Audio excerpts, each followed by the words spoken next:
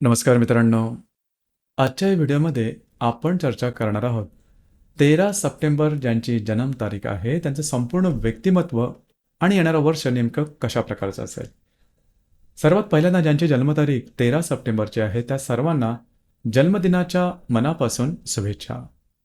येणारं संपूर्ण वर्ष हे तुमच्या सर्व इच्छा आकांक्षा पूर्तीचं ठरो हीच आमची सदिच्छा. याच्या संपूर्ण व्यक्तिमत्वाबद्दल सांगायचं झालं तर अगदी विशेष स्पेशल अशा प्रकारचं यांचं व्यक्तिमत्व असतं. बिनधास्त मनमोकळं बिनधोक अशा प्रकारचं व्यक्तिमत्व असतं. कधी कधी यांचं व्यक्तिमत्व हे अतिशय ज्याला आपण इगोस्टिक वगैरे असं वाटू शकेल, परंतु मुळात तो भाग नसतो. अतिशय मॉडर्न अशा प्रकारचे यांचे विचार असतात आणि राहणीमान सुद्धा साधारणतः तशाच प्रकारचं असतं. नीटनेटकं, सुव्यवस्थित, टापटीप, मॉडर्न आणि पैसे खर्च करण्याच्या बाबतीत बिनधास्त असतात. यांच्या राहणीमानावरून ते तुम्हाला थोडेसे वेगळे वाटू शकतील, परंतु मनाने खूप चांगले असतात. स्वतःचा शब्द पाळण्यामध्ये यांच्या इतका माणूस कुठला दुसरा तुम्हाला शोधूनही सापडणार नाही. म्हणजे यांनी एकदा तुम्हाला शब्द दिला तर तो कुठल्याही परिस्थितीत पूर्ण करतील. ही यांची फार मोठी स्पेशालिटी असते. दुसरी महत्त्वाची गोष्ट म्हणजे जीवनाकडे बघण्याचा दृष्टिकोन हा त्यांचा अत्यंत मॉडर्न असतो. त्यामुळे यांच्यावर तुम्ही बोललात जरी तरी त्यांची मतं ऐकून थोडंसं तुम्हाला हबकल्यासारखं वाटेल.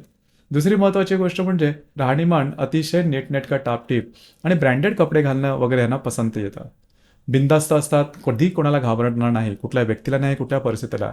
आणि यांच्या मनात समजा एखादी गोष्ट बसली तर ते पूर्ण करता 24 तास काम करतील. म्हणजे यांचं जे समर्पणाची भावना असते ती जबरदस्त असते. आणि यांचे उपजीविकेची जी साधनं असतात ती सुद्धा सर्वसामान्याहून निराळी असतात. आणि तशाच प्रकारची उपजीविकेची साधनं यांना पसंत सुद्धा पडतात. खास करून यांचं जे इंटेलेक्ट आहे, यांचं जे बौद्धिक स्तर आहे हा अत्यंत जबरदस्त दिसून येते.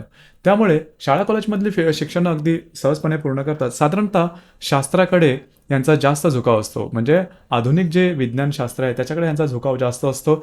यांची जी मानसिकता असते ती संशोधकांची असते. म्हणजे यांच्यामध्ये तुम्हाला वडिलोपार्जित आलेल्या ज्या चालीरीती आहेत किंवा भावभावनांचा खेळ तसा जास्त दिसणार नाही. या व्यक्तींचं राहणीमान नीटनेटकं असतं आणि सगळ्यात महत्त्वाची गोष्ट म्हणजे आधुनिक सुविधांचं यांना आकर्षण जबरदस्त असतं.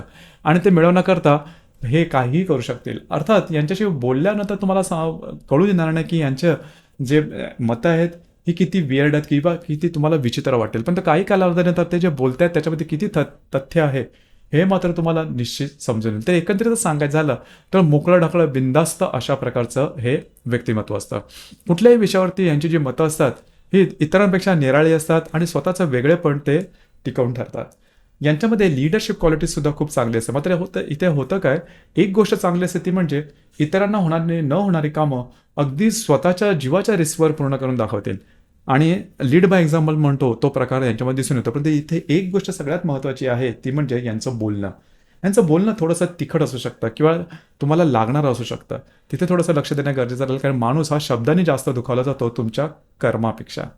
ही गोष्ट यांनी थोडीशी लक्षात घेतली पाहिजे. आणि लहानपणापासून मग ती स्त्री असो किंवा पुरुष यांच्यावरती होणारे संस्कार, यांना मिळणारी संगत ही अत्यंत महत्त्वाची आहे. कारण संगतीचा परिणाम यांच्या अगदी खोलवर जातो आणि बालपणी होणारी जे संस्काराची संगत आहेत ती यांच्या मनावरती अगदी जबरदस्त मोठे जे निशाण आहेत ते सोडून जातात. त्यामुळे यांचं बालपण थोडंसं जपणं गरजेचं राहील. जर का यांचं बालपण जपलं गेलं किंवा यांच्या ते उत्तम संस्कार झाले किंवा यांच्या आयुष्यात चांगला गुरु कोणी असेल किंवा मेंटर कोणी असेल तर मात्र ह्या व्यक्ती अत्यंत पुढे जातात. कारण यांची आकलनशक्ती, ग्रहणशक्ती, बुद्धीचा जो आवाका असतो हा जबरदस्त असतो. ते इतर कोणत्याही व्यक्तीमध्ये तुम्हाला जाणवणार नाही. मात्र त्याला नीट किंवा व्यवस्थित असा मार्ग मिळणं गरजेचं आहे. कारण ऊर्जेने ओतप्रत असं शारीरिक, मानसिक, बौद्धिक ऊर्जा ही प्रचंड असते, ही जबरदस्त असते. त्याला जर का योग्य मार्ग मिळाला तर मात्र ह्यांचा हात कुणीही धरणार नाही किंवा ह्यांच्या इव्हन कॉम्पिटिशनमध्ये सुद्धा कोणी उतरणार नाही. अशा प्रकारची ही माणसं असतात. पण मोकळे असतात, बिनधास्त असतात. हा प्रकार मात्र यांच्यामध्ये चांगल्या प्रकारे दिसून येतो. एकंदरीत सांगायचं झालं तर ह्या ज्या व्यक्ती असतात त्या जबरदस्त. पुढे आणखीन एक गोष्ट थोडीशी महत्त्वाची आहे ती म्हणजे कार्यक्षेत्राच्या संदर्भामध्ये यांनी थोडंसं लक्ष देणं गरजेचं राहील. कारण बऱ्याच वेळा ह्या ज्या व्यक्ती असतात यांचे कार्यक्षेत्र कायम बदलत असतात. म्हणजे कुठेही स्थिर राहणं किंवा शांत राहणं किंवा वाट बघत बसणं हा प्रकार यांच्यामध्ये नसतो. आणि त्यामुळेच जीवनामध्ये बरेचसे कार्यक्षेत्र हे बदलतात आणि त्याचा त्रासही त्यांना होतो. होतं काय, की मग जीवनामध्ये सेटल होण्याचा भाग थोडासा कमी असतो. कुठल्याही एका कार्यक्षेत्रामध्ये गेले तर त्यामध्ये पूर्णपणे स्थावरता येणं, त्याच्यासाठी वाट बघायला लागणं, हा भाग त्यांच्यामध्ये कमीच. कारण बुद्धीचा आवाकच एवढा जबरदस्त असतो, की त्यांना दुसरी जी क्षेत्र असतात ते खुणावत असतात. इथे मात्र लक्ष देणं गरजेचं राहील. दुसरी महत्त्वाची गोष्ट म्हणजे यांचे जे वडील असतात त्यांच्याशी न जमणं, न पटणं किंवा पित्याचं सुख कमी मिळणं, हा भागही यांच्यामध्ये दिसून येतो. पाठीचे आणि पोटाचे त्रास, खास करून स्त्रियांच्या संदर्भात इथे एक गोष्ट सगळ्यात महत्त्वाची आहे ती म्हणजे गर्भधारणेच्या वेळी किंवा डिलिव्हरीच्या वेळी थोडंसं स्वतःच्या आरोग्याकडे लक्ष देणं गरजेचं राहील. डिलिव्हरीच्या संदर्भातले त्रास स्त्रियांना होण्याची शक्यता जास्त प्रमाणात असते. पुरुषांच्या बाबतीत मगाशी सांगितल्याप्रमाणे की वडिलांबरोबर किंवा पित्याबरोबर न जमणं, न पडणं किंवा कार्यक्षेत्र बदललं जाणं, ह्या गोष्टी लक्षात घेणं अत्यंत आवश्यक राहील. येणारं संपूर्ण वर्ष हे तुमच्यासाठी शुभफलदायी राहील. जवळजवळ एप्रिल 2025 पर्यंतच्या कालावधीमध्ये तुम्हाला कार्यक्षेत्राच्या संदर्भात नवनवीन संधी नक्की येतील आणि त्यावरती तुम्ही काम करू शकता. तुम्हाला योग्य त्या संधी तुम्ही घेऊ शकता. आरोग्याकडे मात्र लक्ष देणं गरजेचं राहील. महत्त्वपूर्ण इन्व्हेस्टमेंट सुद्धा होईल. तर मित्रांनो, हे होतं 13 सप्टेंबर ज्यांची जन्मतारीख आहे त्यांचं संपूर्ण व्यक्तिमत्व नेमकं कशा प्रकारचं असतं आणि येणारं वर्ष नेमकं कसं राहील या संदर्भातली चर्चा.